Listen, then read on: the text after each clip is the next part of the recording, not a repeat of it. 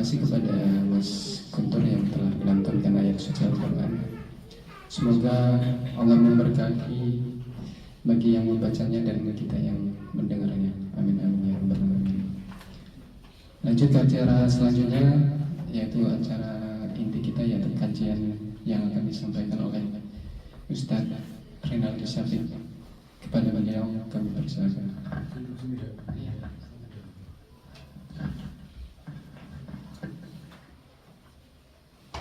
Bapak masih ada ibu? Ibu lagi ngurusin konsumsi kali ya? Iya. Tadi dengar misalnya. Dengar. Mohon izin saya duduk di kursi sebentar. Bismillahirrahmanirrahim. Sebelumnya mari kita sama-sama berselawat.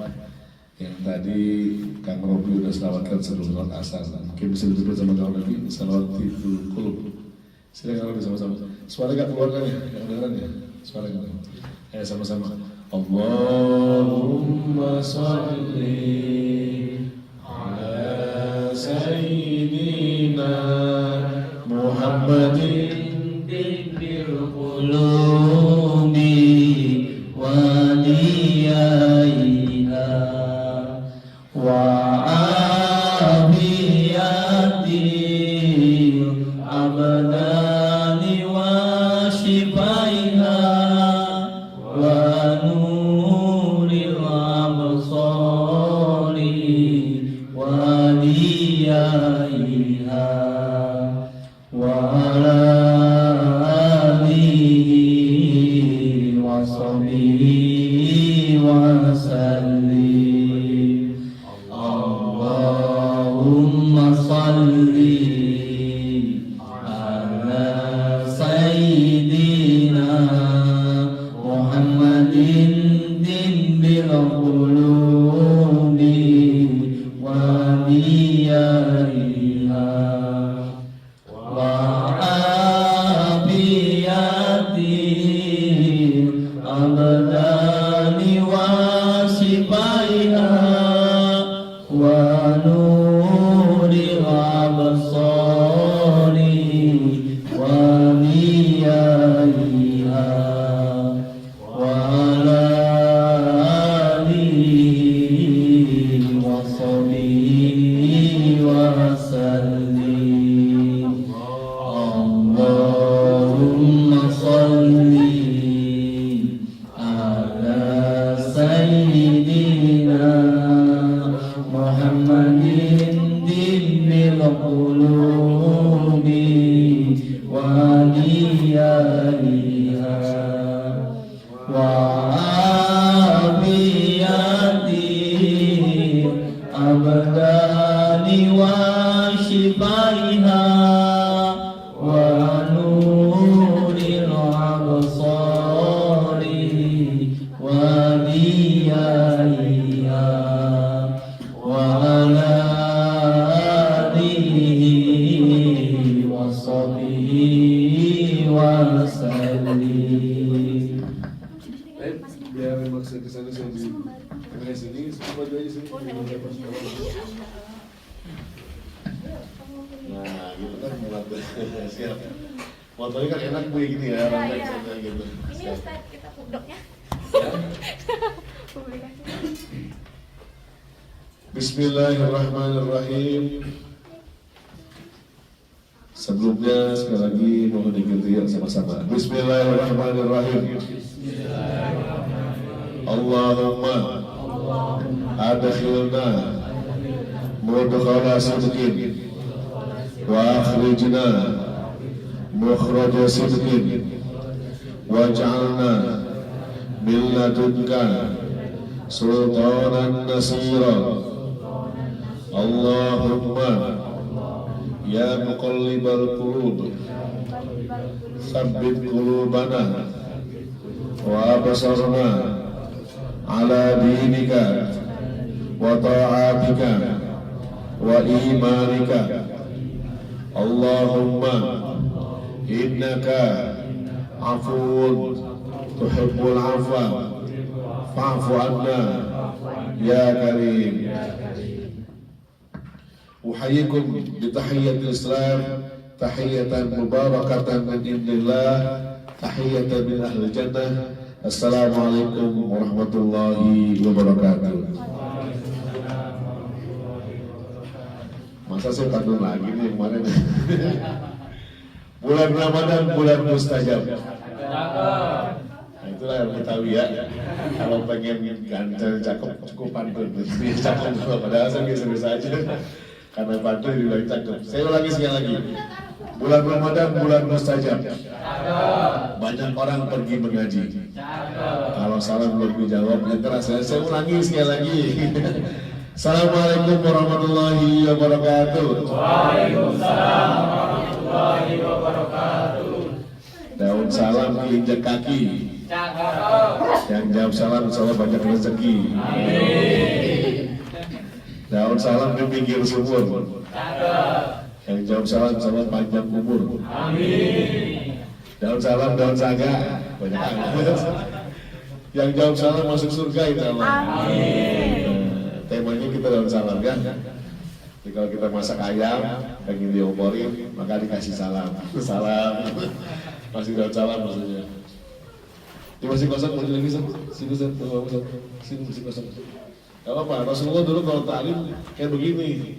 Kalau lagi sedang ta'lim dengan sahabat itu, sampai pelepah korma jatuh dan ke bawah, tapi di pundaknya para sahabat. Ini ngaji ya sifatnya ya, ngaji ya. Berarti kalau ngaji saya ngaji hadis aja nih. kalau tausiah mungkin apa? Sampai jam berapa maaf? Sampai jam berapa? Sampai maghrib? Setengah 6. Kan maghrib jam 6 lewat 15. 15. Jam 6 aja jam 6. Jam 6 ya. Foto tahu isi foto ya, isi foto ya. Ya, insyaallah. Alhamdulillahilladzi alafa baina qulubina fasbahna bi ni'matihi ikhwana. Ashhadu an la ilaha illallah wahdahu la syarika lah wa ashhadu anna sayyidina Muhammadan abduhu wa rasuluhu la nabiyya ba'dah. Allahumma salli wa sallim wa barik ala hadha nabiyil karim sayyidina wa maulana Muhammadin sallallahu alaihi wasallam wa ala alihi wa ashabihi wa junudihi wa ansarihi ila yaumil qiyamah amma ba'du. Wa qala Allah ta'ala fil Qur'anil Karim a'udzu billahi minasy syaithanir rajim bismillahirrahmanirrahim nahnu naqussu 'alaika naba'ahum bil haqq innahum fityatun amanu bi rabbihim wa zidnahum huda. وربطنا على قلوبهم إذ قاموا فقالوا ربنا رب السماوات والأرض لن ندعو من دونه إلها لقد كنا إذا شططا. وقال النبي صلى الله عليه وسلم يا معشر الشباب من استطاع منكم الباءة فليتجوز فإن لم يستطع فعليكم بالصيام فإنه وجاء أو كما قال رسول الله صلى الله عليه وسلم. Yang saya hormati pengurus PPIO ya, PPIO. Yang saya hormati pengurus Masjid Kulasiki, pengurus Ibu Mio, Muima ya, Muima Kayama ya, Muima. Saya kira Muima ya, Muima. Apalagi pengurus ini, ada lagi pengurus lain. Organisasi yang lain ada ya? KMIO keluarga Muslim Indonesia Kayama KMIO. Terima kasih. Ustaz yang berbicara ketuanya Ustaz. PPJ Persatuan Pelajar. Oh Baraya Sing Sunda. Ya Sunda. Ada lagi yang lain? Organisasi yang lain ya? Ormas ada ormas. Ada ormas lain. Kalau di Indonesia ormas lagi viral nih, minta THR. Jadi mudah-mudahan di sini bukan kita yang kasih THR ya. Alhamdulillah wasyukurillah pada kesempatan sore hari ini menjelang berbuka kita bisa bersilaturahmi berkumpul. Saya secara pribadi senang banget ketemu lagi nih rame. Dari tanggal 11 sampai kemarin sampai hari tadi pagi saya ketemu orang. Di kamar aja. maghrib, isya, subuh sendirian kadang salat tarawih pun kadang. Padahal sudah ngomong di terawih, tolong kasih orang sini gantian gitu. Ada, maksud saya cuma nemenin terawih doang gitu ya. Alhamdulillah ternyata banyak, walaupun saya yakin jauh-jauh nih, ya perjalanan jauh, ada yang 2 jam setengah, 2 jam, 1 jam setengah, 1 jam, ada yang setengah jam masih ada di sini, ada setengah jam, takut ya, takut sini ntar malam gitu, besok malam. Alhamdulillah, oleh karenanya bersyukur Allah Subhanahu wa Ta'ala kita bisa melaksanakan acara ini, acara iftar jama'i buka puasa bersama, silaturahmi, dan alhamdulillah bertepatan dengan bulan Ramadan hari ke berapa ini maaf? Hari ke 21 berarti ke Indonesia 22 ya. Saya puasanya mudah-mudahan sama nih, jangan sampai lewat 31 karena saya puasa duluan di Indonesia. Mudah-mudahan sama dengan Indonesia tanggal 31 ya insya Allah ya. 31 berarti kalau antum 29 hari, saya 30 hari ini. Banyakan jadi bukanya puasa mulainya kita pakai Indonesia, bukanya pakai Jepang. Jadi lebih banyak 1 hari. Alhamdulillah, karenanya mudah-mudahan dengan langkah kaki baru sekali tempat ini mendapatkan ridho Allah Subhanahu wa Ta'ala, pahala yang berlipat ganda, dan insya Allah semua amal kita selama Ramadan, puasa kita, baca Quran kita, zikir kita, sedekah kita, mendapatkan balasan Allah Subhanahu wa Ta'ala berlipat ganda insya Allah. Salawat dan salam mari kita sampaikan kepada Rasulullah SAW, kepada para sahabatnya, dan kepada kita semua yang hingga hari ini istiqomah dalam Islam. Saya sebut nama ini, mohon maaf, hadirin bapak-bapak, ibu-ibu, sahabat, teman-teman. Ini anak muda semua nih, adik-adik yang berbahagia. Tadi di awal saya bacakan ayat, innahum fityatun amanu bi rabbihim wa zidnahum huda. Sesungguhnya mereka adalah para pemuda-pemuda yang beriman.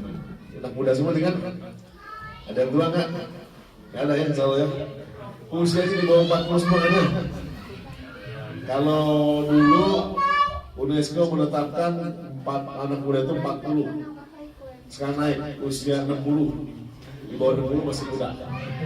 Ya, maaf saya lupa WHO atau UNESCO pokoknya dulu patokannya 40, sekarang agak naik di bawah 60 masih disebut pemuda. Jadi usia saya ini masih muda nih, muda saya berdua. Ya, innahum fityatun amanu, sesungguhnya mereka adalah pemuda-pemuda yang beriman. Pemudi disebutkan pemudi. Kalau sudah pemuda, pemudi ke bawah. Tapi kalau dalam kalau sebut pemudi, pemuda ke bawah. Kalau nyebutnya pada muslimah, ya, waqarna fi buyutikunna wala tabarrujna tabarrujul jahiliyah, itu kan untuk perempuan, ya, maka hanya perempuan. Hendaklah kalian berdiam di rumah, jangan berdandan tabarruj untuk perempuan. Laki-laki jangan tabarruj juga gitu. Tapi kalau kata-kata semua wahai muslimun, maka mukminnya pun ke bawah. Innahum fityatun amanu, mereka adalah para pemuda-pemuda yang beriman. Pemudi ke bawahnya. Anak muda kalau sudah insaf, kalau sudah sadar, kalau sudah hijrah, wazidnahum huda, pasti kata Allah kami tambahkan pada mereka hidayah. Insafnya, sadarnya, hijrahnya nggak tanggung-tanggung, benar-benar insafnya nggak setengah-setengah. Ya, anak yang macam kita ini, anak muda ini, kalau sudah insaf, sadar, gitu, kembali ke Islam, atau kita pengen hijrah gitu ya, itu insafnya nggak tanggung-tanggung, pasti dia militan, harusnya gitu pilihannya. Warabatna ala qulubihim, dan kami ikatkan di hati-hati mereka.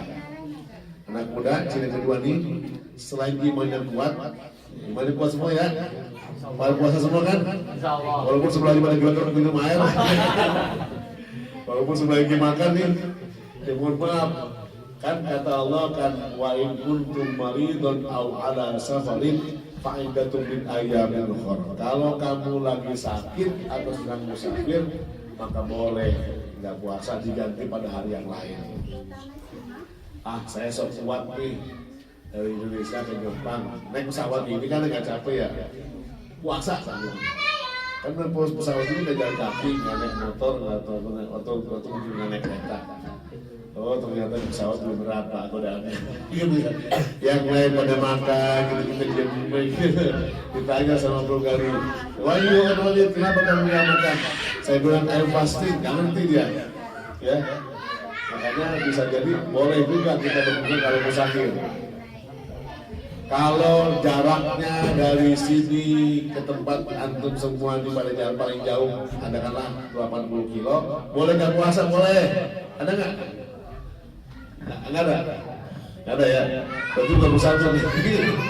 Kalau mungkin kenapa kembali ke sini gitu? Ya. Jadi anak muda kalau kita saat ini semua pada mungkin anak muda itu kalau sudah beriman imannya luar biasa. Ya. Di tempat kerja nih lagi pada tengah karena musim dingin sih enak ya. Kalau musim panas sebenarnya tuh ya musim panas sempat banget gitu ya, puasa panas haus capek ngantuk di sebelah gimana makan biasa aja gitu ya. Kalau puasa Indonesia kan enak ya, semua puasa ya, di puasa Indonesia enak semua pada sholat semuanya. Ini kan di sini beda, makanya gini katanya nih begini nih, kalau lagi bulan puasa kemudian di tengah hari bolong bulan puasa ada yang makan minum, ente jangan suzon ya, jangan suzon sama yang lagi pada makan minum di Ramadan. Kan itu hukum fikihnya ada 4. Yang pertama syaratnya orang berpuasa itu adalah balik ya, balik ya, sudah nyampe usainya sedikit ya maaf ya. Jadi kalau lagi ada teman kita nih orang Indonesia nih di tempat kerja, dia lagi makan minum, karena bulan puasa, kita puasa di sebelahnya orang Indonesia ya. Oh jangan suzon, mungkin dia belum balik gitu ya, masih bocah. Kalau masih bocah, masih belum balik, boleh nggak puasa. Belum balik gimana Pak? Komisan, komisan terbapaknya itu komisan gitu. Oh, yang kedua syaratnya orang berpuasa itu adalah dia harus orang Muslim Islam. Ya, kalau orang Jepang sih bisa jadi, oh mungkin dia bukan Muslim wajar. Itu orang Indonesia Pak nggak puasa, dia makan udah balik. Oh mungkin dia non Muslim. Kalau saya datang nggak bisa, saya salah sangka. Saya bilang tadi, kita semoga sini. Rumahnya dari mana? Dekat Kelas Tinggi. Kenapa nggak sini saya gitu? Siapa namanya? Biasa. Elang Kristen. Kristen Pak. Oh nggak mau saya. Satu pastor. Artinya dia nggak puasa kan? Boleh nggak puasa non muslim, boleh nggak puasa. Jadi kalau teman kita yang non muslim, silakan nggak puasa. Jadi kita nggak boleh bersangka, oh dia nggak puasa dia dosa. Oh mungkin dia non muslim. Muslim Pak. Kadang-kadang ke kurasi di masjid sebulan sekali Jumatan doang gitu ya. Oh mungkin yang ketiga syaratnya orang berpuasa itu harus akil, orangnya berakal. Kalau gila boleh nggak puasa. Kalau ada orang di tengah di bulan Ramadan dia makan minum, padahal dia udah balik, padahal dia muslim, berarti sedang apa? Sedang gila gitu ya, nggak apa-apa. Zaman dulu kan di Indonesia hormatilah yang orang berpuasa, sekali balik harus menghormati yang tidak puasa gitu kan. Jadi baru makan boleh buka sekarang itu. Dulu kan nggak boleh, sekarang boleh buka. Karena banyak yang nggak puasa. Jadi yang nggak puasa itu anak kecil banyak yang nggak puasa gitu ya.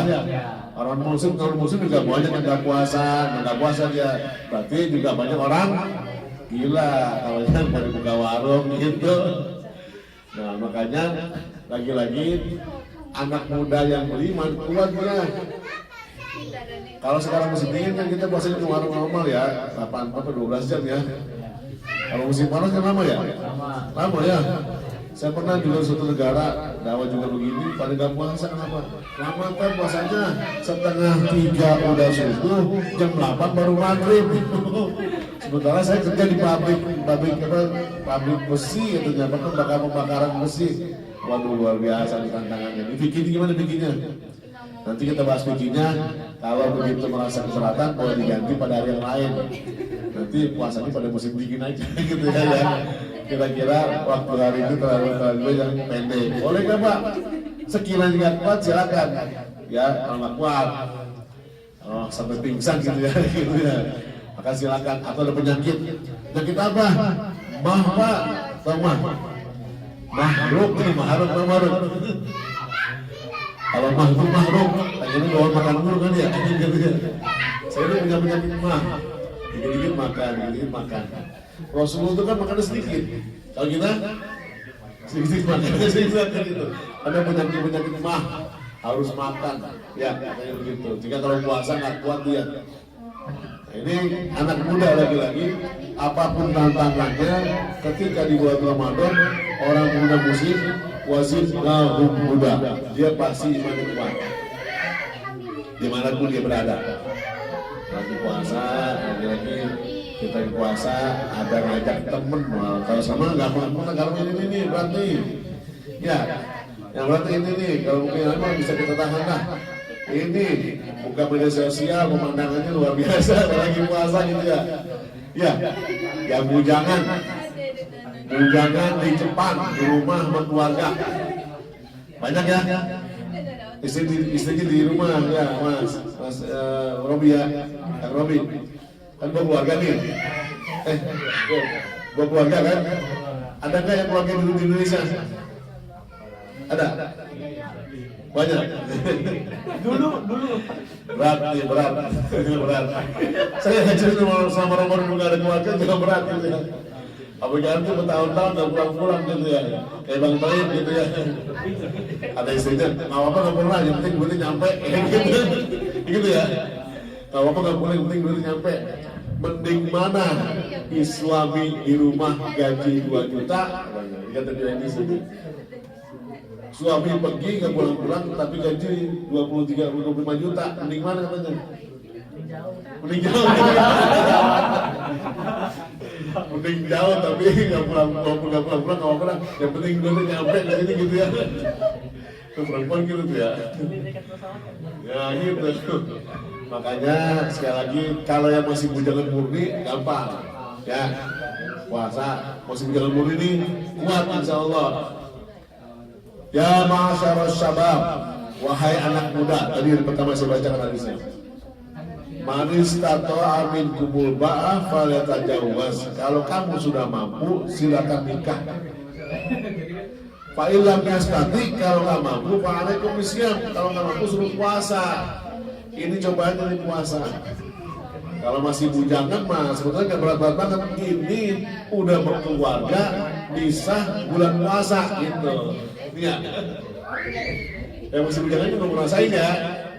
Yang udah nikah mah ngerasain, terus tinggal istri setahun 2 tahun, berat biasa.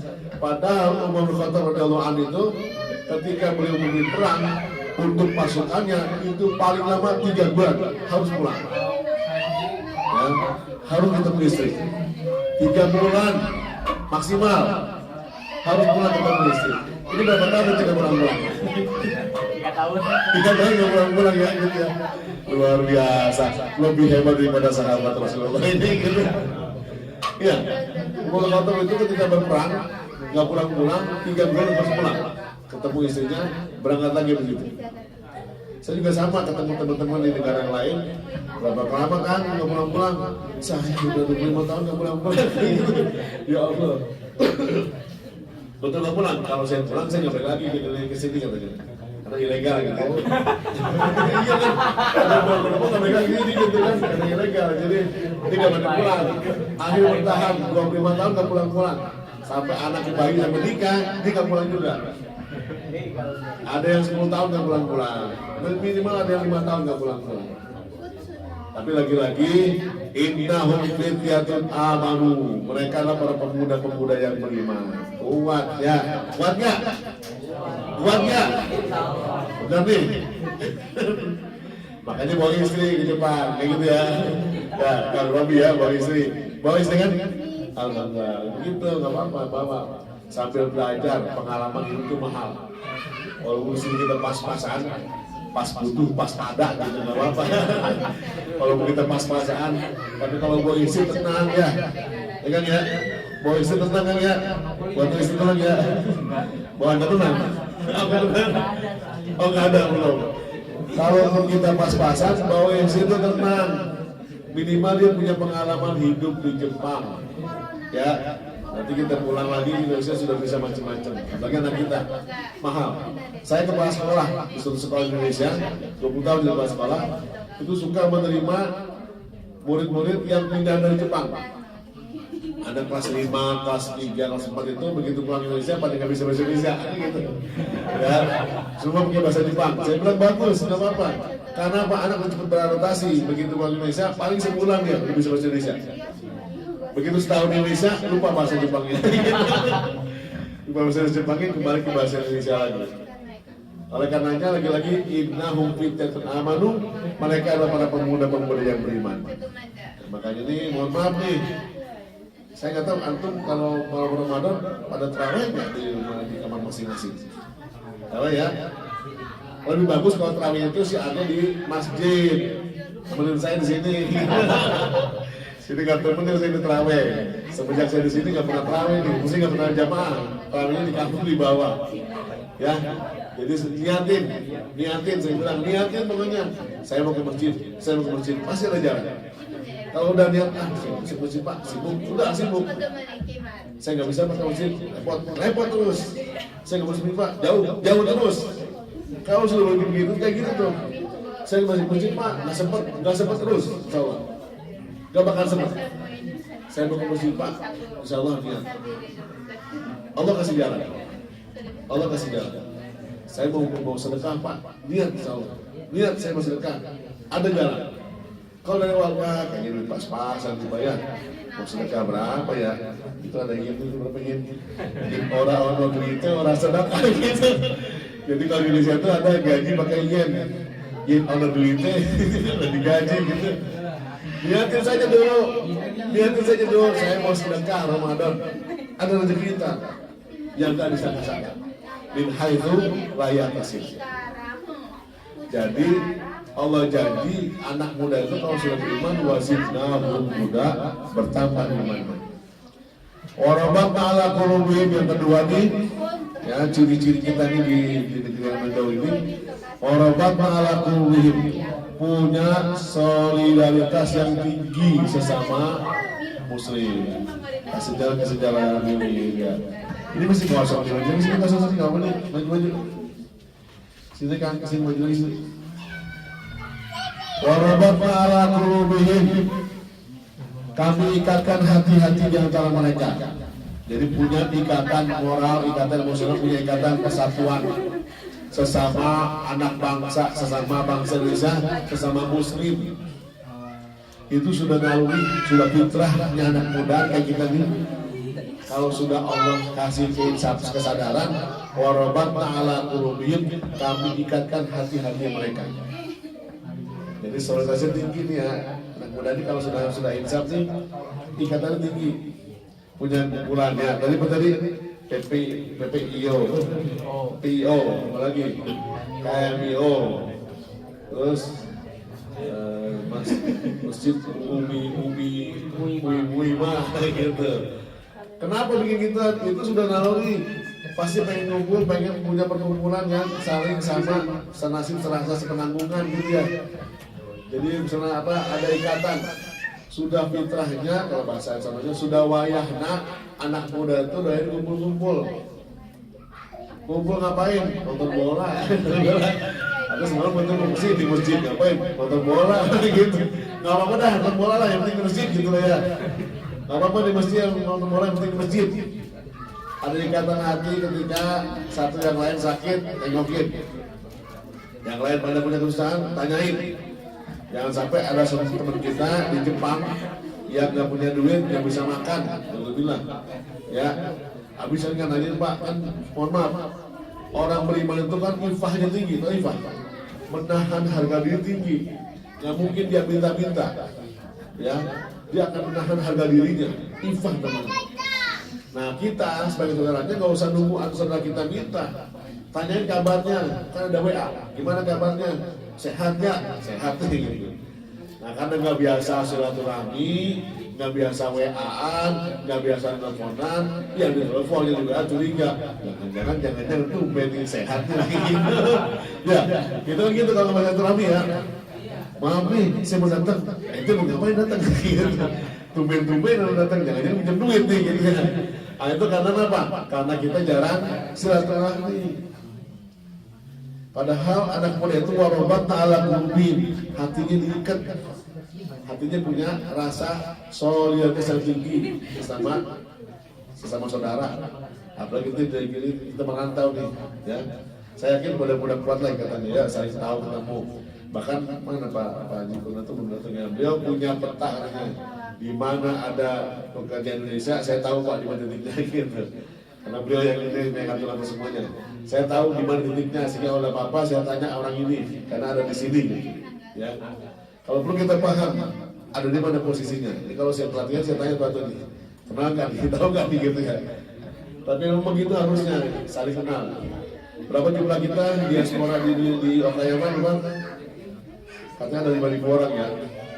Kalau kumpul di sini pun banyak 100 orang, nggak ada sekian persen ya. Kumpul itu dari 5.000 orang. Bagaimana cara mengenalnya? Itu tadi kalau kita sesama lihat wajah Indonesia nih, Indonesia nih, Assalamualaikum, nggak apa-apa. Alaman araftau man lam ta'rif. Salam itu baik yang ente kenal pun nggak kenal, Assalamualaikum. Memulainya, ya. Saya begitu ketika di bandara, bingung sendiri siapa, ada muka Indonesia nih. Saya Assalamualaikum aja, Assalamualaikum.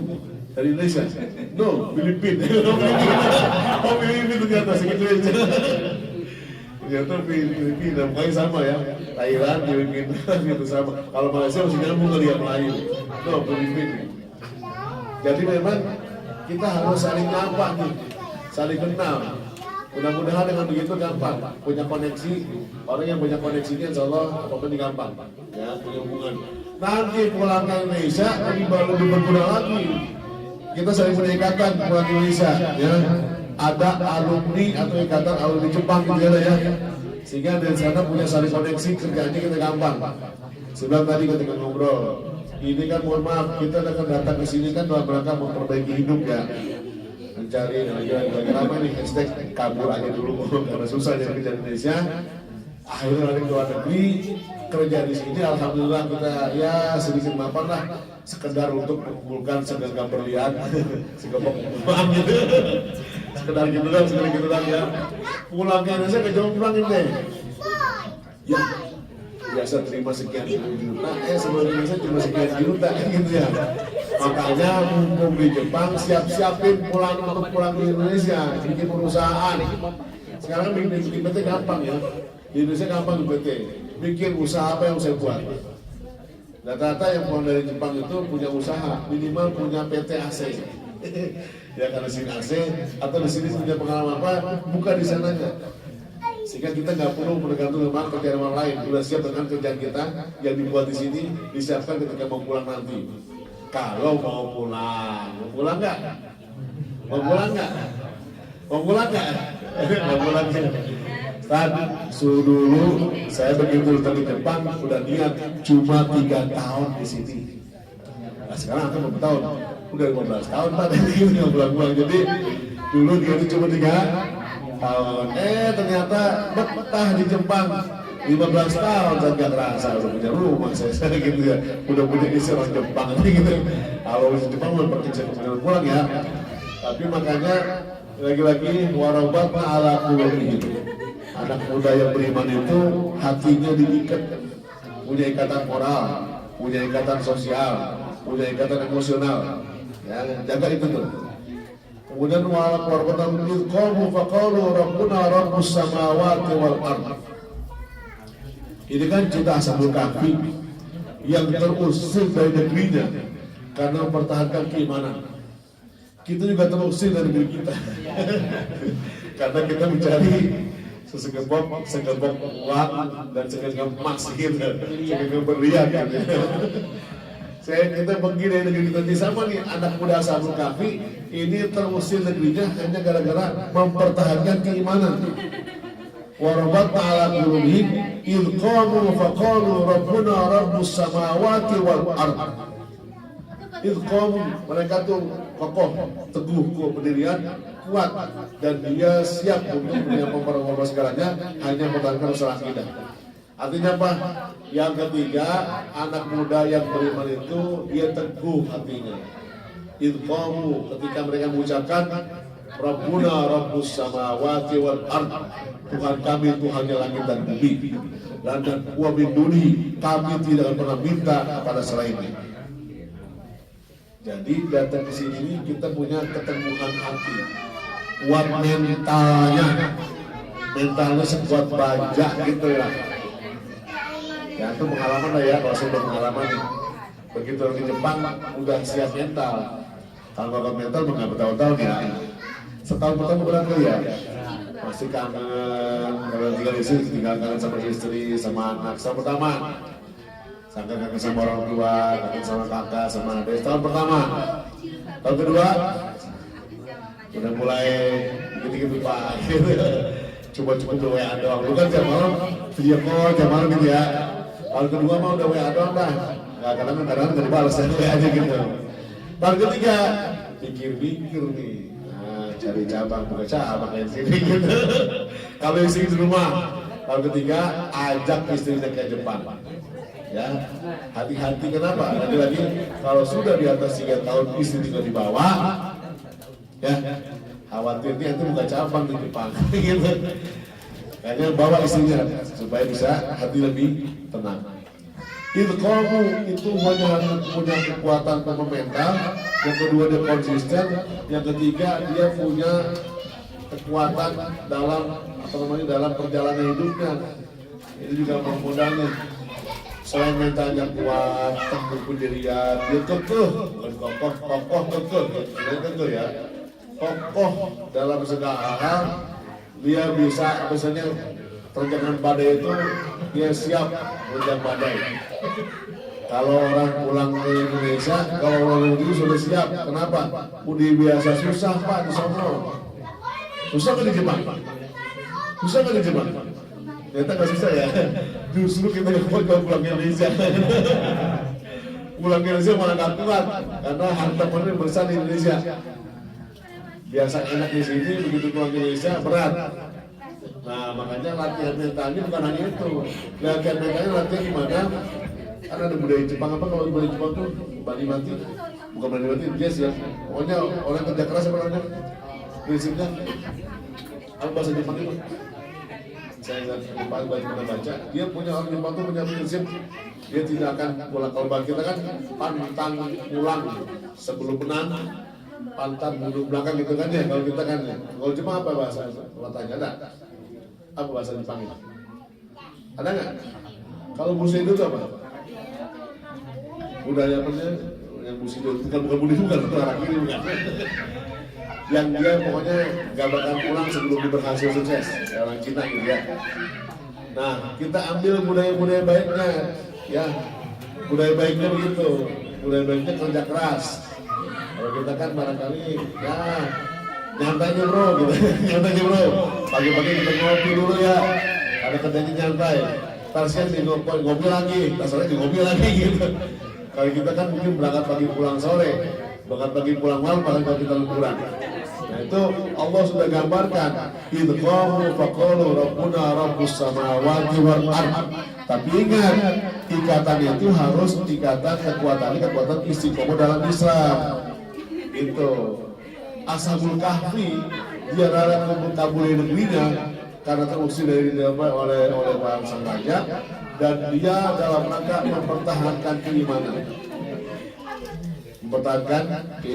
dan keyakinannya. Kalau kita barangkali mempertahankan prinsip kita, apa prinsipnya? Harus kerja. Di Indonesia saya nggak kerja, harus kerja itu prinsipnya gitu. Apa prinsipnya lagi? Kita harus bisa berdiri sendiri. Apa prinsipnya lagi? Kita bisa memanfaatkan untuk orang lain. Prinsip utamanya adalah Rabbuna Rabbus samawati wal ard.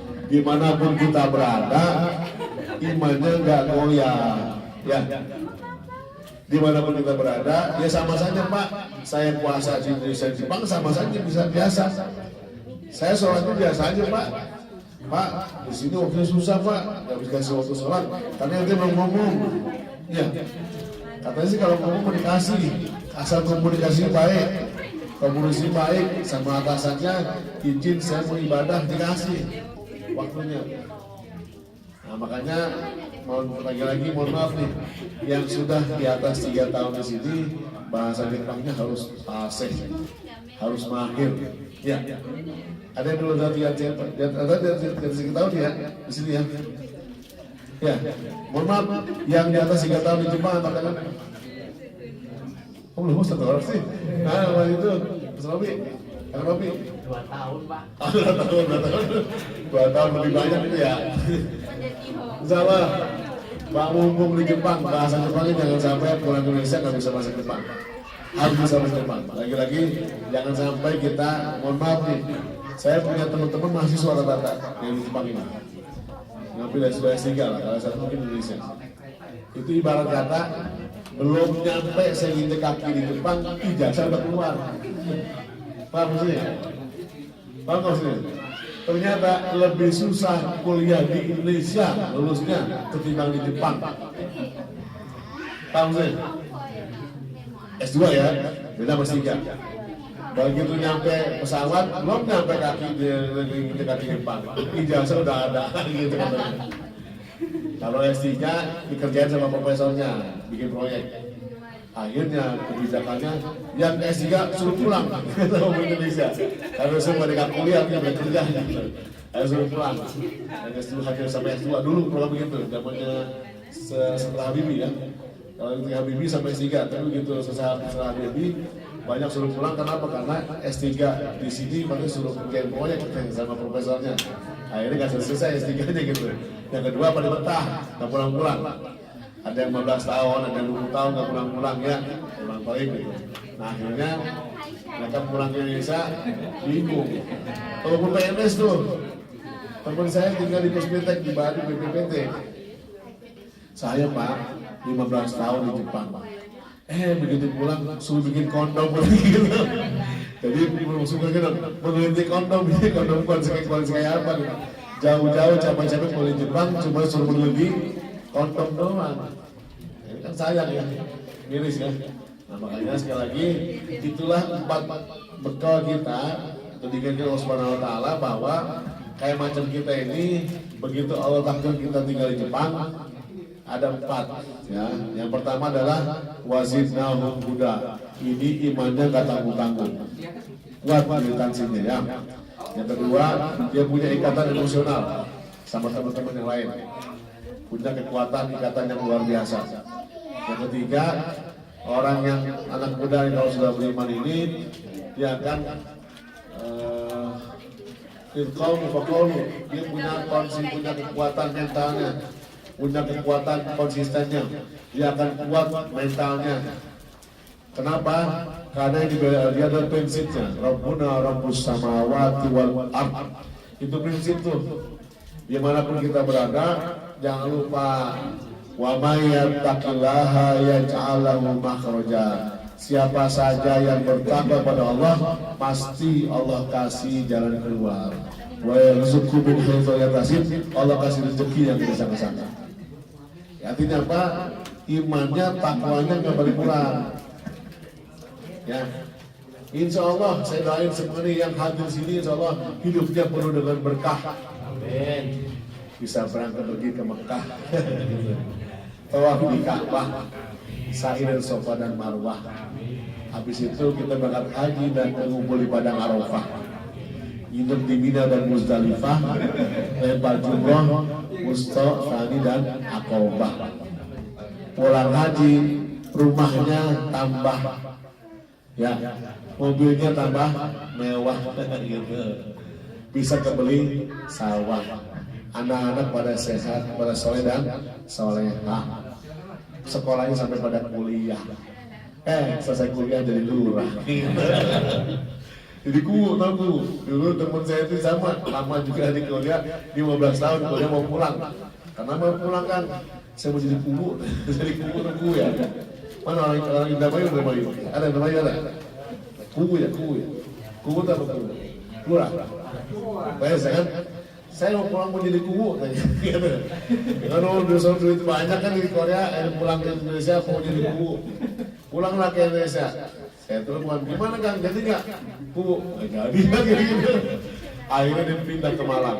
Saya masih berhubungan. Dia punya hutan jati di Malang. Berapa hektar? Saya ada 10 hektar. Hasil selama saya kerja, punya hutan jati di Malang. Artinya punya investasi, ya. Akhirnya dia punya usaha, bikin hutan, bikin jual beli kayu jati. Karena itu sudah lama beli 10 hektar ketika masih kerja.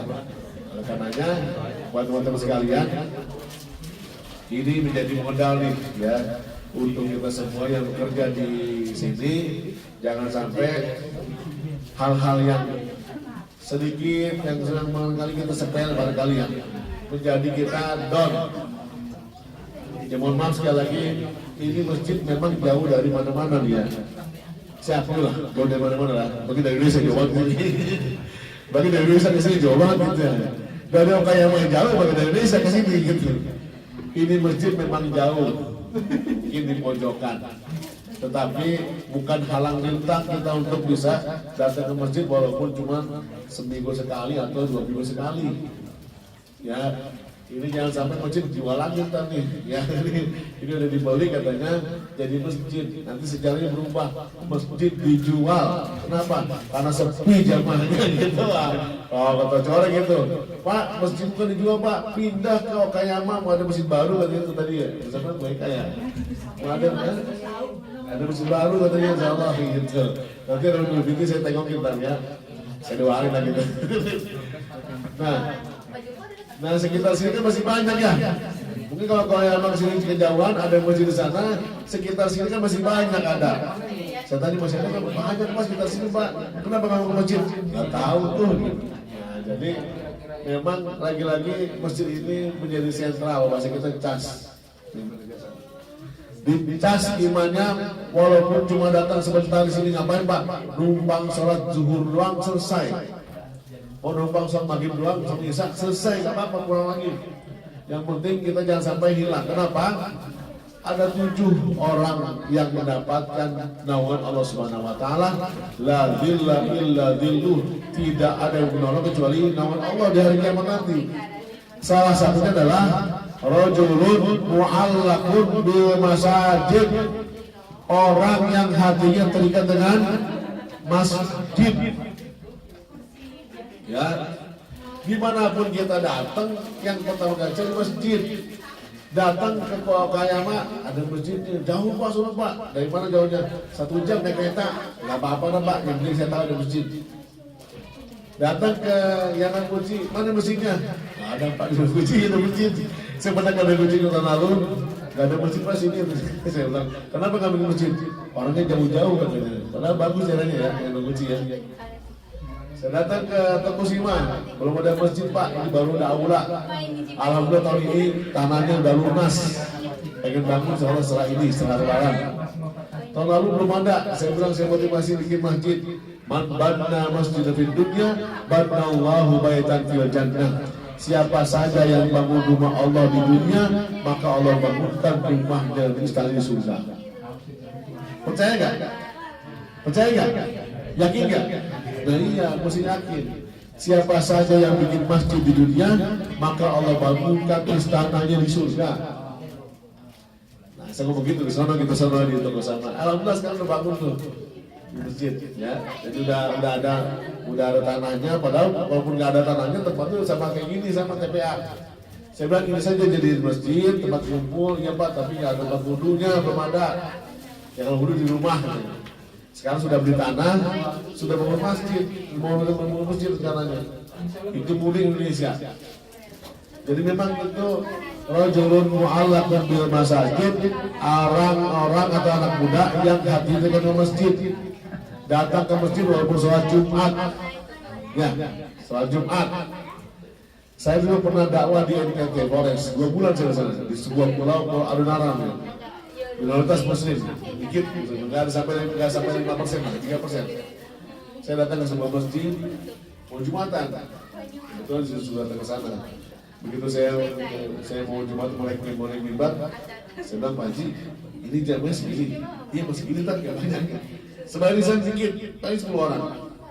Ya, sama kayak sini main, 10 orang di sini. Segini 10 orang kan segini, gak apa-apa. Walaupun buat tempat Syafi'i kan gak boleh, mas 40. Ya kita mungkin bukan Indonesia lain Jepang ya, pakai mata Hambali ya, Hanafi gak apa-apa gitu.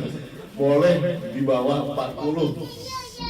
Kalau Syafi'i harus 40 orang yang berangkat yang dia mukim, bukan mukim lagi. Udah 40 orang harus mukim lagi. Kita ini di sini cuma 10 orang nggak mukim lagi gitu ya. Jadi memang nggak apa-apa. Yang penting ada ikatan hatinya ke masjid.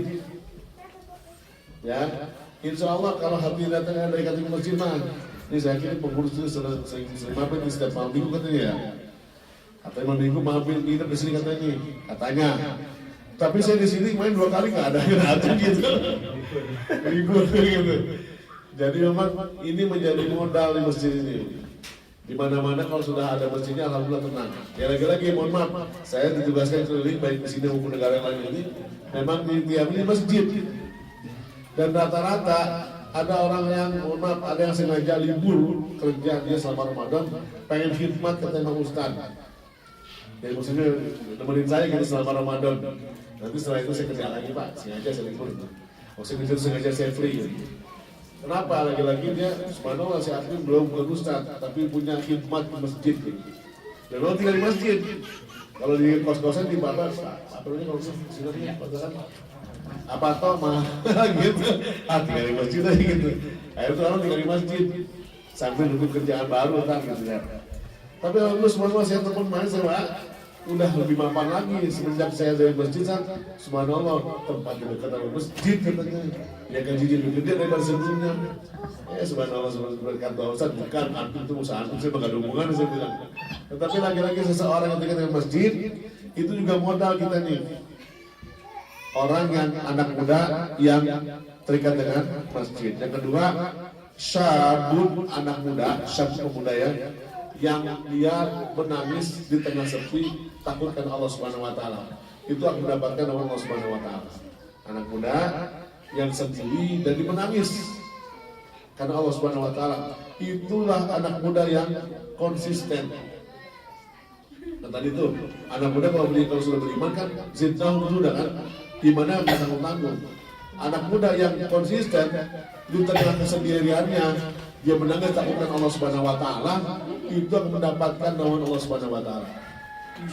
Artinya, kalaupun dalam kondisi sendiri, dia tetap beriman. Kalau selama kan wajar gini ya, lagi rame-rame nih, wah imannya naik nih. Minimal mah berbuat maksiat malu. Ya. Tapi kalau sendirian, berat kan ya? Apalagi tinggal di Jepang, sendirian lagi gitu ya. Ustaz, saya sebelum kenal masjid, kata orang nih, sebelum saya kenal masjid, saya suka minggu, setiap hari Sabtu, malam minggu, nggak enak sama sajak, saya bosnya. Emang kenapa itu? Kenapa nggak insap? Nah itu dia kalau pulang Indonesia saya insap gitu, kalau pulang Indonesia saya insap.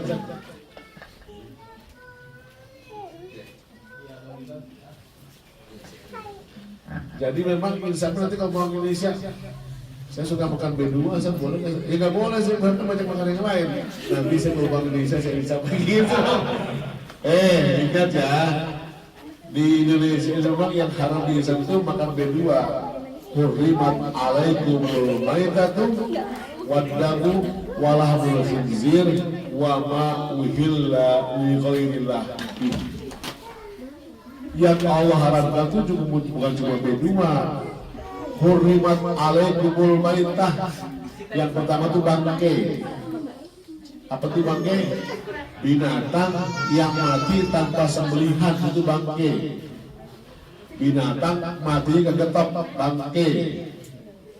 Binatang matinya kejerat itu bangke. Binatang matinya kesetrum itu bangke. Maitah wadam dan darah. Walahmul khinzir dan daging babi. Tapi kan sama ya, bangke, darah, daging B2 dan wama uhilla li ghairillah bih, dan segala sesuatu binatang yang disembelih bukan karena Allah. Itu saya kemarin suruh keliling Zat, begini Zat. Sebenarnya ini kan bukan benua Zat, ya, tapi sembelihnya gimana gitu. Ayam, bisa bilang ayam pokoknya mau tapi yang halal saja. Walaupun cuma lima doang, kita nggak tahu. Ya gitu ya, yang penting ada usaha halalnya. Jadi di motor mungkin di sini nggak ada. Dulu kan teman-teman suka nanya di Jepang sana bertanya saya gimana hukumnya Zat? Mungkin kita nggak makan berdua Zat, tapi makan harus dengan banyak binatang, daging-dagingnya yang mungkin sebelah ini kita nggak jelas kan. Nah makanya sekali lagi itu juga modal kita nih ya, agar kita bisa tetap istiqomah di sini supaya bisa bertahan di Jepang, di mana kita prioritas normal. Bagi tadi saya tuh kalau sholat Jumatnya di Flores cuma ber-10, saya pikir cuma di Flores saya ke Jepang sama gitu ya, cuma ada 10 orang, semua sama. Saya ke wihara sama, ke Tokosima juga sama, ke Kagawa, ke Rame, dan kita di Yamaguchi juga saya ke sana, soal teman beberapa orang saja, ya. Tapi ini tantangan untuk semua sebagai orang Indonesia yang sedang ditakdirkan oleh Allah untuk datang ke Jepang, di mana kita barangkali dikasih tantangan Allah SWT. Ingat ya, ini bukan ujian ya, ini tantangan. Ujian kan gampang Pak, kalau kasih ujian kita tinggal jawab, gitu ya. Dikasih cobaan, kita tinggal coba gitu. Ini tantangan di mana kalau kita selesai dari tantangan ini, kita mungkin survive. Alhamdulillah, saya sedang latihan survival selama ini di sini. Jadi tanggal 11 sampai sekarang itu saya survival, masak sendiri, buka sendiri. Pada rumah nggak begitu ya. Alhamdulillah saya jadi survival karena ini. Apa sendiri. Bahkan saya dilatih untuk, saya mohon maaf, ini puasa ini kan adalah inni nadartu lirrahmani shauma. Aku bernazar kepada Allah untuk berpuasa.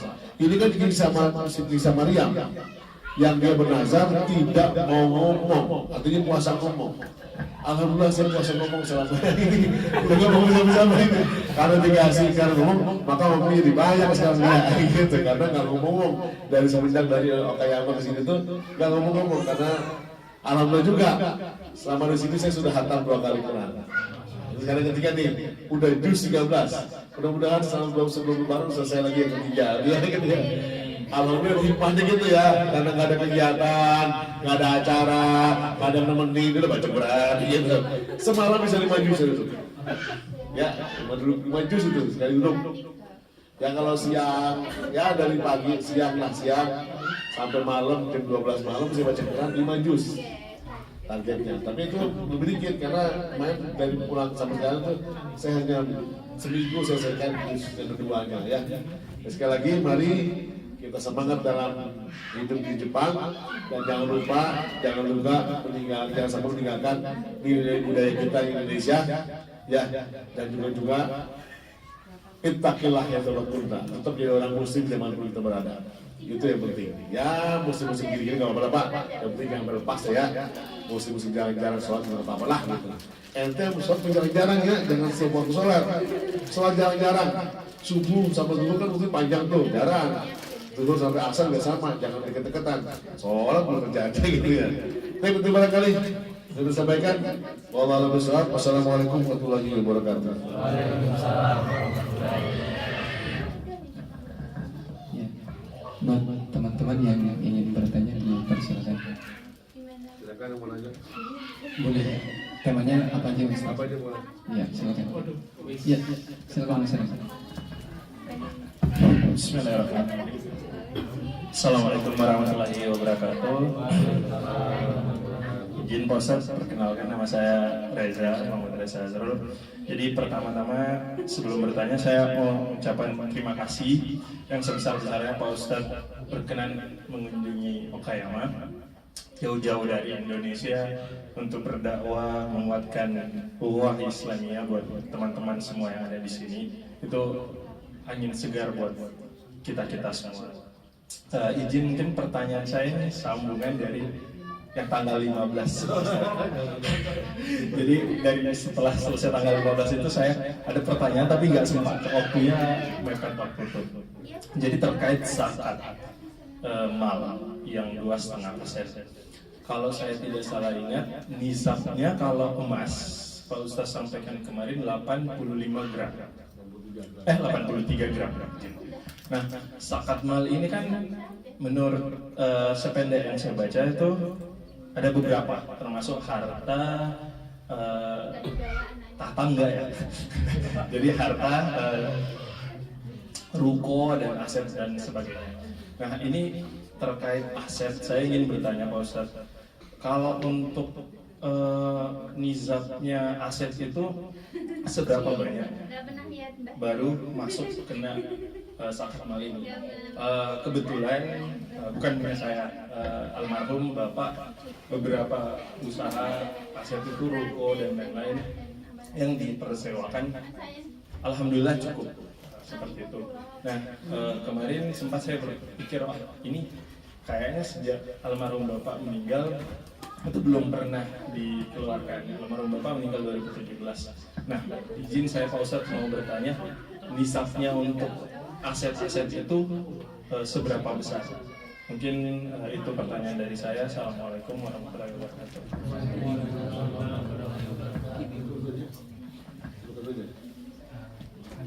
Ya. Zakat mal itu disamakan dengan zakat emas. Emas pun, mohon maaf nih kalau nggak salah, tapi saya dicek lagi. Kan gampang sekarang ini cukup nanya AI juga bisa ya. Kayak gini-gini kan sebenarnya nanya Google, nanya AI juga, ChatGPT juga selesai sebenarnya. Yang dikatakan emas itu yang dizakatkan emas yang disimpan, Pak. Kalau masih dipakai nggak kena zakat sebetulnya. Gitu, kalau dipakai. Yang disimpan itu yang kena zakat. Disimpan sejumlah 83 gram emas sanisopnya dan haulnya sepanjang setahun disimpan, baik di rumah maupun deposit di bank, gitu, ada simpan lagi gitu. Itu baru kena zakat. Yang dipakai enggak, karena dimanfaatin gitu.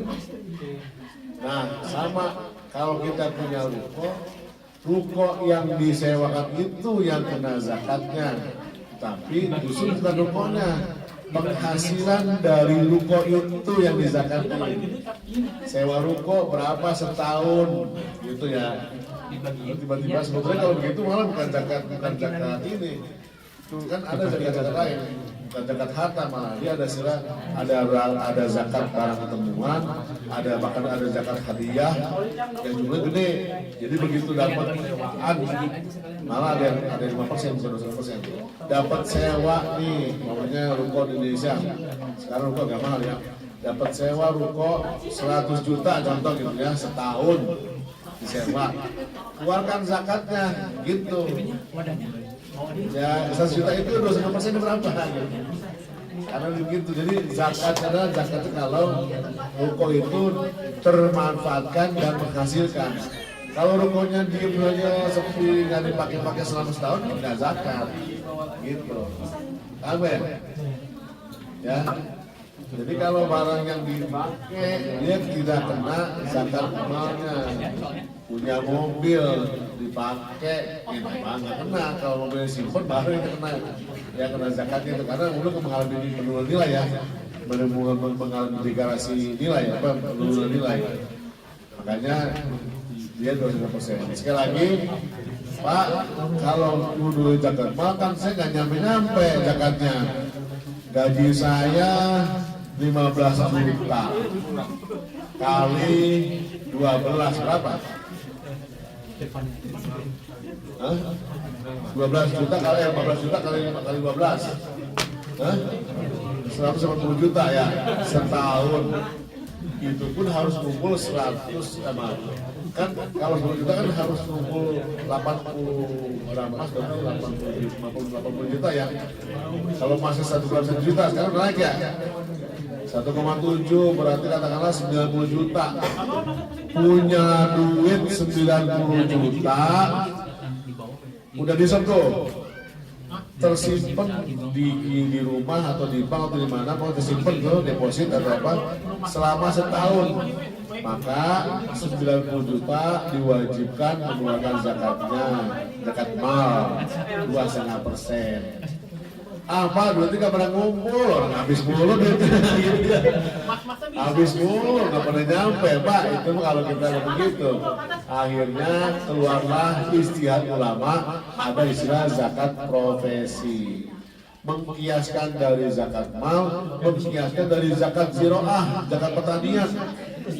Gak adil dong, petani itu setiap dia panen wajib keluar zakat mahal 5%.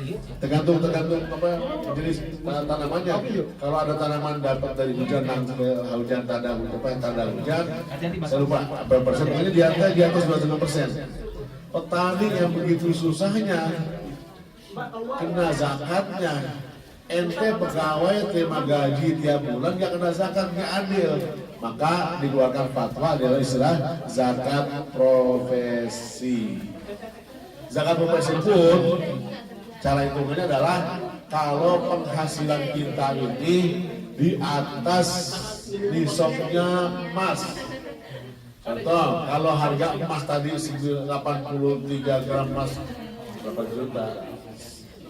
1,6 kali 12 berapa 1 gram berapa juta? Kalau gini hitungannya, katakanlah segram sejuta lah, saya ambil sejuta. Berarti kan 83 juta di shopnya itu. Ya. Nah, dibagi 12 bulan, bagi 12, berapa jatuhnya sebulannya? Ada handphone bukan ini? 83 juta bagi 12 berapa? Itu bisa jangan salah. 6 juta, 7 juta. Gaji yang di atas 7 juta, maka dikeluarkanlah zakat profesinya 2,5%. Gajinya di bawah 7 juta atau 6 juta, belum wajib buat zakat profesi. Ya, itu hitungannya. Emang segitu. Kalau salah saya sebagai zakat masih buat anggota juga. Jadi kalau pendapatannya di bawah 6 juta, dia nggak kena zakat profesi. Di atas 6 juta, kena zakat profesi 2,5%.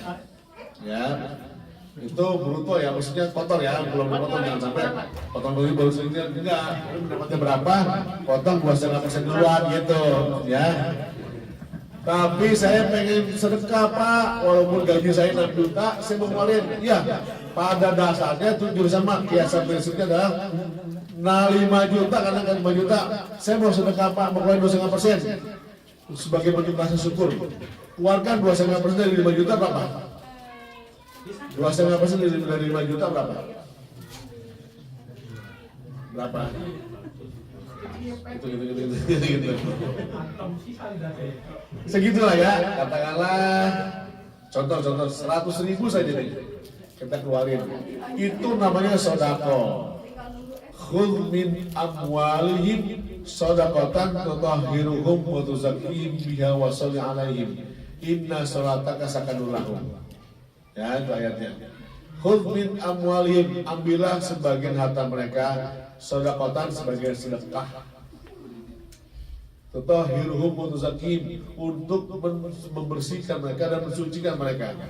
Washolli alaihim, dan doakan mereka itu yang mengisi zakat. Iya, kayak nggak asing di orang Takalar. Jadi kalaupun penghasilan kita di bawah nisab, di bawah 6 juta, di bawah 7 juta, kita boleh mengeluarkan zakatnya atau sedekahnya 2,5% dari penghasilan kita sebagai bentuk rasa syukur kita kepada Allah, keluarin. Gitu ya. Di Jepang gajinya berapa sebulan nih? Ya, jangan tunggu dipotong-potong suruh potong sini, habis nanti gajinya nggak cukup.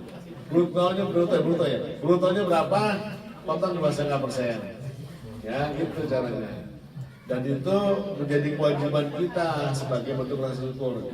Itu kias dari kalau kita zakat mal nggak nyampe setahun. Itu kalah sama petani wajib zakat, masa karyawan nggak mau zakat gitu ya.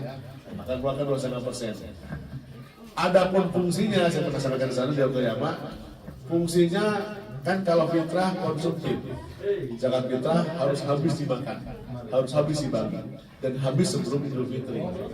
Kalau zakat profesi itu bisa untuk macam-macam, tidak hanya untuk fakir miskin. Ya, untuk kegiatan-kegiatan kebaikan, untuk ya kalau bagus untuk masjid, untuk fakir miskin juga bisa, untuk modal juga boleh. Untuk modal gitu ya. Makanya kan ada istilah zakat itu bisa menggerakkan ekonomi. Iya, karena pakai zakat profesi, zakat mal, bukan zakat fitrah. Itu nggak bisa. Karena begitu coba ya. Saya punya teman kerja di Yayasan BRI, Bank Indonesia ya. Dia di yayasannya loh. Setiap bulan dapat dana dari BRI itu 5 sampai 7 miliar. Dari mana? Itu para karyawan muslimnya dipotong zakat profesi di payroll. Jadi salah satu sekali dapat 5 miliar. Dia bingung mau ngapain duit gitu. Kalau HI kan jadi itu susah gitu ya. Dapat itu apa? HI itu susah. Rumah zakat gitu ya. Maka dikelola oleh lembaga supaya nggak bingung gitu ya. Yang lain silakan. Baik, yang lain yang dari Satu lagi saya mau ingin Iya, silakan. Jadi nggak kontak tadi. Assalamualaikum warahmatullahi wabarakatuh. Sebelumnya saya ucapkan terima kasih atas penjelasan dari awal sampai akhir tadi. Di sini saya minta tolong untuk dijelaskan lebih detail tadi terkait membahas tentang masjid. Jadi kan kalau di Indonesia itu kan ada masjid, ada musola. Kebetulan kalau di Jepang itu adanya hanya masjid saja. Nah, yang perlu diperjelas adalah ya, jadi di Indonesia itu kan klasifikasi untuk tempat ibadah itu kan banyak sekali. Ada masjid, ada musola, ada langgar, ada lapangan itu juga untuk sholat. Nah, kalau di Jepang ini kan yang istilahnya itu ada itu kan teman-teman nyebutnya itu adalah masjid. Ya, ada kecil. Nah, terkait hal itu, mungkin teman-teman itu kan sekarang posisi bulan Ramadan dan terutama sekarang ini adalah sudah 10 hari terakhir. Dan teman-teman ingin istilahnya itikaf gitu. Itikaf itu kan kalau kita masuk masjid dengan niat untuk itikaf kan apapun yang kita kerjakan itu dianggap menjadi bernilai pahala seperti itu. Kemudian yang kedua, kalau masjid itu kan ketika kita masuk itu ada sholat istilahnya itu bahwa kita datang masjid, tidak ada niat tahiyatul musola atau tahiyatul lapangan seperti itu. Mungkin Ustaz bisa diperjelas terkait klasifikasi atau identitas dari masjid seperti itu. Terima kasih. Assalamualaikum warahmatullahi wabarakatuh. Ustaz bukan nanya ya, mau mengakalin yang lain gitu kan. Iya betul. Mohon izin Ustaz kalau bisa agak dipaskan. Setelah ini ada sedikit informasi mengenai tadi yang akan ada pembangunan masjid. Ustaz ini bukan nanya dulu, karena nggak tahu, ingin menegaskan yang lain gitu ya. Jangan ambil dulu definisi Indonesia. Indonesia punya hebat, Indonesia punya definisi sendiri. Jadi yang besar masjid, yang kecil namanya musola. Gitu. Jadi yang masjid itu bisa divisi sholat Jumat, yang kecil nggak bisa sholat Jumat. Gitu katanya. Itu definisi Indonesia ya. Masjid itu adalah sebetulnya sih seluruh di muka bumi ini adalah masjid karena bisa untuk sujud. Kan masjid itu tempat sujud. Ya, dimanapun kita berdiri, di situ bisa jadi masjid. Rasulullah itu di mana beliau diam ketika di dalam sejarahnya, pasti dibikin masjid. Ada masjid Khandaq. Kenapa? Rasul pernah sholat di situ. Ada masjid masjid Hudaybiyah. Karena Rasul pernah sholat di situ. Ada masjid Aisyah Tanaim. Karena Rasul pernah sholat di situ. Jadi semua tempat yang Rasul di mana pernah sholat dibikin masjid. Jadi masjid itu adalah definisinya bangunan yang berdiri sendiri dan dia untuk sholat, itu masjid. Adapun musola adalah bangunan yang menempel pada bangunan lain. Ya, kantor, contoh di kantor nih ada tempat ruangan kecil. Kemarin saya sama Pak Haji, membantu Pak Haji ya. Nah, datang ke tempat apa namanya kota tua ya. Orasi kota tua itu dikasih tahu saat ini tempat untuk sholat. Itu namanya musola. Karena diikut dengan bangunan lain dan memungkinkan tempat untuk sholat. Nanti beda lagi sama mihrab. Mihrab itu ruangan khusus untuk berzikir, itu mihrab aja ya. Jadi musola itu adalah dia nempel sama bangunan lain yang di situ dikhususkan untuk sholat. Itu namanya musola. Adapun masjid adalah bangunan sendiri yang di situ memang dia punya berdiri sendiri, walaupun untuk kecil barangkali untuk besar, pokoknya di situ dia bisa untuk melaksanakan dikumandangkan azan lima waktu, apalagi didirikan sholat Jumat, maka itu namanya masjid. Adapun bentuknya mau besar mau kecil tetap masjid kalau berdiri sendiri. Kalau biasanya kan kalau kecil musola ya. Kalau musola itu nempel, ada kantor, ada ruangan, ini musola memang. Nah, kalau masjid kita harus dianjurkan untuk tahiyatul masjid, sholat 2 rakaat. Ini masjid bukan. Pertama, berdiri sendiri kan? Berdiri sendiri, tidak nempel sama yang lain. Yang kedua, harusnya dikumandangkan di mana waktu tadi. Yang ketiga, didirikan sholat Jumat, bukan masjid. Nah, ini harusnya begitu datang harus sholat tahiyatul masjid. Pertanyaannya adalah, kalau di sini di masjid lantai 2 sampai bawah masih bukan. Nah itu gitu ya. Ada masjid, ada kamar sebelah nih. Kamar itu masjid bukan. Saya boleh tinggal Pak, tapi tidur situ tuh, tidur sebelah gitu. Kalau itu saya pernah di kerja di banyak tempat di Jepang juga. Saya di masjid, tapi saya dikasih kamar saat ini buat Ustaz sini. Tapi masjid bukan tuh. Ya, nah jadi masjid itu adalah dia bangunan sendiri. Kalau di Indonesia bangunan besar, masjid, kalau kecil namanya musola dan tidak ada sholat Jumat. Kalau masjid masjid jami, masjid kumpul. Kalau musola tidak masjid jami. Nah kita mau pakai definisi mana? Definisi umumnya. Definisi umumnya adalah yaitu ini pun dikatakan masjid kalau di sini terpisah dengan bangunan lain. Atau kita mengklaim ini masjid Pak, di sini ada sholat waktu, di sini ada sholat Jumat, itu masjid.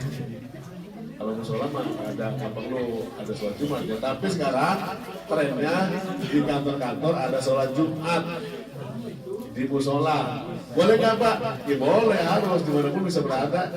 Kalau sholat Jumat laksanakan aja, boleh di lapangan juga boleh sholat Jumat kan? Gitu ya, wallahu a'lam bishawab. Jazakallah khairan Ustaz. Terima kasih juga kepada Mas Reza dan Mas Bisri yang telah bertanya. Kita ada door prize bagi yang penanya, jadi silakan.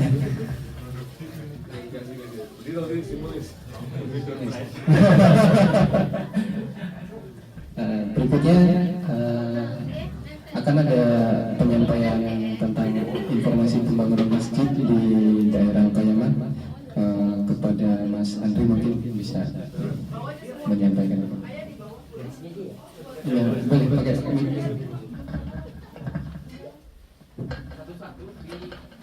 Assalamualaikum warahmatullahi wabarakatuh. Saya Andri dari Takahashi. Karena waktu langsung aja ya untuk kenalan panjang. Jadi ini ada pembangunan masjid baru yang pertama itu ada di Niwase. Nanti insya Allah tanggal 30 akan diselesaikan, cuman untuk bantuan dalam artian apa, tenaga untuk bersih-bersih dan apa. Yang kedua ada di Ukayama, cuman untuk harinya nitenya itu belum ada, kita baru cari propertinya. Dan kemungkinan pun kalau dapat properti baru untuk pembangunan masjid di Ukayama, kita juga butuh bantuan untuk bersih-bersih dan kepengurusan awalnya ya. Nah, untuk detailnya saya sendiri juga belum bisa mendetailkan karena hari ini tadi baru ketemu Pak Augura namanya. Tadi juga sempat kesini cuman bentar saja. Jadi nanti untuk yang informasi selanjutnya yang pengen andil pahala, pengen ikut volantia ya, nanti bisa ini aja, bisa add follow Insta Nusantara_MMG. Nggak harus belanja ya, bukan marketing di sini, nggak harus belanja karena memang, atau mungkin nanti bisa ini ke saya pribadi, nggak apa, saya share di WhatsApp nanti ya. yang pengen berantia dalam seminggu ke depan lah, hari apa ya, nanti saya usahakan untuk ada jemputan, mau dijemput kemana-kemana. Coba nanti saya pastikan dulu ke Pak hiburannya, nanti saya ingin tahu tadi siapa yang mungkin bisa meluangkan waktu untuk berantia. Nanti kalau ada silakan itu tadi ya, follow ke Nusantara_MMG Insta ataupun TikTok boleh, atau yang ingin nanti ke WA saya kasih pribadi. Sekian, terima kasih. Assalamualaikum warahmatullahi wabarakatuh.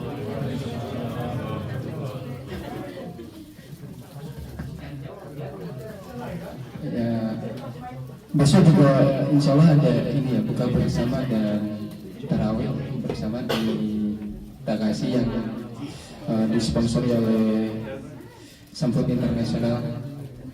Jangan lupa ya teman-teman, dari jam berapa Mas Fatih?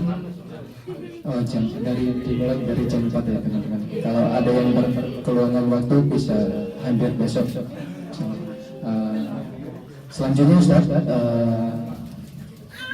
kami ada sedikit di sana untuk Ustaz, karena acara ini adalah hasil kerjasama dari MUI Japan, Alaka Oka Santanchi, KMI Okayama, PPI Okayama, Masjid Indonesia Koreski dan BVC Okayama. Yang mewakili adalah Mas Reza. Kami mohon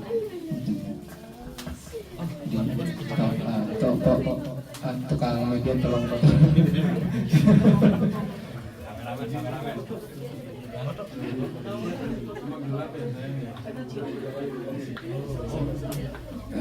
tolong minta foto teman-teman Mas.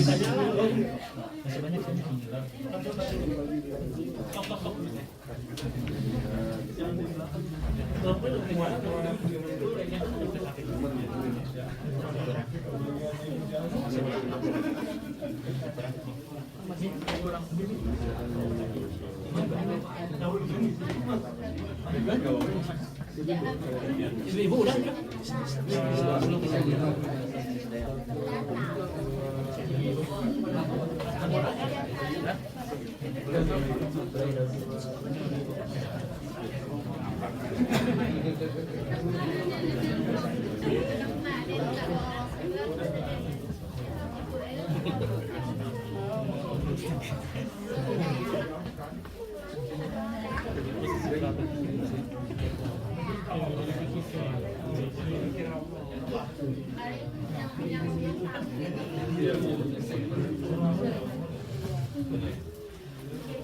Baik, terima kasih kepada semua yang telah berpartisipasi. Semoga apa yang disampaikan Ustaz juga bermanfaat bagi kita semua. Sebelum mengakhiri kajian kita pada sore hari ini, dari saya ucapkan banyak-banyak mohon maaf apabila ada salah-salah kata. Mari kita akhiri dengan membaca istighfar 3 kali. Astagfirullahaladzim, astagfirullahaladzim, astagfirullahaladzim. Dan dilanjutkan dengan doa kafaratul majelis. Subhanakallahumma wa bihamdika asyhadu an la ilaha illa anta astaghfiruka wa atubu ilaik. Waktu maghrib kita masih 8 menit lagi ya.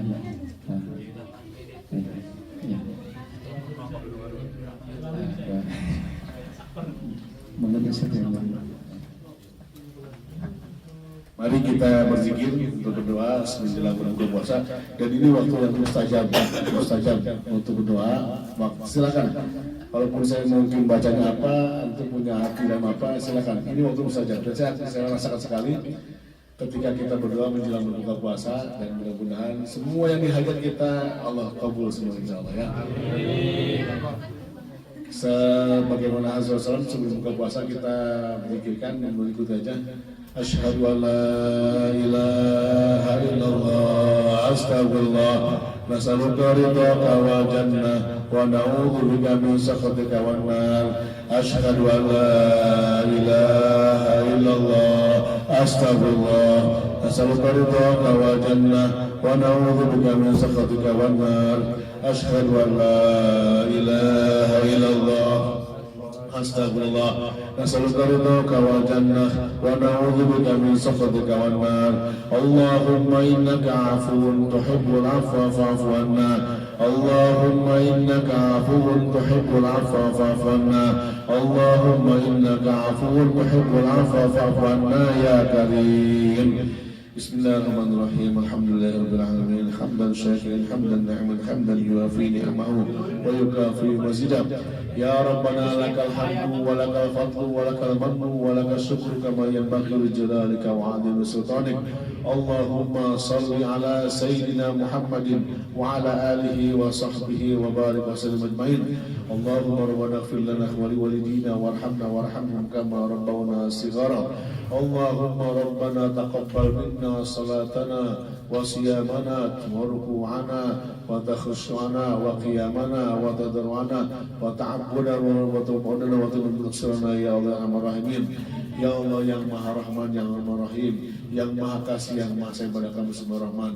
Irhamna ya Allah, sayang kami ya Allah, ampuni segala dosa kesalahan kami ya Rahman, baik disengaja maupun tidak sengaja ya Rahman.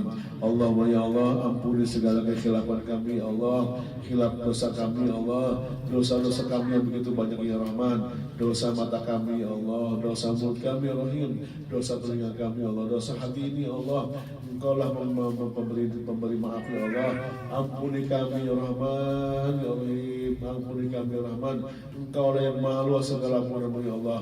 Di bulan Ramadan yang penuh berkah ya Allah, barik lana fima razaqtana wa qina adzabannar. Berkahi kami ya Allah terhadap rezeki yang kau beri kepada kami ya Allah. Allahumma barik lana fi amwalina, ya Allah berkahilah harta-harta kami ya Allah. Allahumma barik lana fi ulumina, ya Allah berkahilah ilmu kami ya Allah. Berkahilah kerja kami ya Rahman, berkahilah tempat tinggal kami ya Rahim, berkahilah masjid kami ya Rahman. Allahumma ya Allah, Engkau yang maha tahu ya Allah. Kami bekerja, kami berusaha ya tempat ini ya Allah. Semoga Engkau ridhoi segala amal kami ya Rahman. Engkaulah yang maha tahu ya Allah. Banyak khilaf kami ya Allah karena keterbatasan pengetahuan kami ya Rahman. Engkaulah yang maha lembut, yang maha kasih, maha sayang ya Allah. Berikanlah kami kelembutan hati ya Allah untuk menerima kebenaran ya Rahim. Allahumma ya Allah ya Qawiyyu ya Aziz, yang maha kuat, yang maha perkasa. Berikanlah kami kekuatan ya Allah lahir batin untuk bisa menjalani kehidupan ini ya Allah. Engkau takdirkan kami tinggal di negeri ini ya Allah dengan kudrahmu ya Allah, dengan kuasamu ya Allah. Berikanlah kami istiqomah dalam jalan hidup ini ya Rahman. Allahumma ya Allah, kasihi kami ya Allah, sayangi keluarga kami ya Rahman. Ampuni dosa-dosa orang tua kami ya Rahman. Ampuni dosa suami kami ya Allah, istri-istri kami ya Rahman, anak kami ya Allah. Ya Rahman ya Rahim ya Wadud, yang maha lembut, yang maha mulia, yang maha kasih ya Rahman. Hanya padamu lah kami bersandar ya Allah. Di penghujung di hari ini ya Allah, taqabbal minna doana ya Allah. Terimalah segala doa kami ya Allah. Terimalah semua hajat kami ya Allah. Terimalah semua keinginan kami ya Allah. Engkaulah yang maha penerima hajat, Engkaulah yang maha penerima doa kami ya Rahman. Yang maha baik ya Allah. Kami tahu Engkau memberi, maha memberi. Kami tahu Engkau yang maha pemurah ya Allah. Banyak nikmat yang kami nikmati di sini ya Allah. Semoga kami orang bersyukur ya Allah. Orang yang pandai bersyukur padamu ya Rahman, ya Rahim, ya Wadud, ya Syakur, ya Ali, ya Aziz, ya Jabbar, ya Rabbal Alamin. Allahumma Rabbana taqabbal minna du'ana wa hajatana. Allahumma yassir lana umurana wa hasil maqasidana ya Rahman. Mudahkan segala urusan kami ya Allah. Sampaikan semua hajat kami ya Allah padamu ya Rahman. Allahumma Rabbana hab lana min azwajina wa dhurriyyatina qurrata a'yun waj'alna imama. Rabbana zalamna anfusana wa lam taghfir lana tarhamna wa lana khasirin. Rabbana atina fid dunya hasanah wa fil akhirati hasanah wa qina adzabannar. Wa sallallahu ala sayyidina Muhammadin nabiyil ummi wa ala alihi wa sallam. Bi fadlika subhana rabbika rabbil izzati amma yasifun wa salamun ala mursalin. Alhamdulillahi rabbil alamin.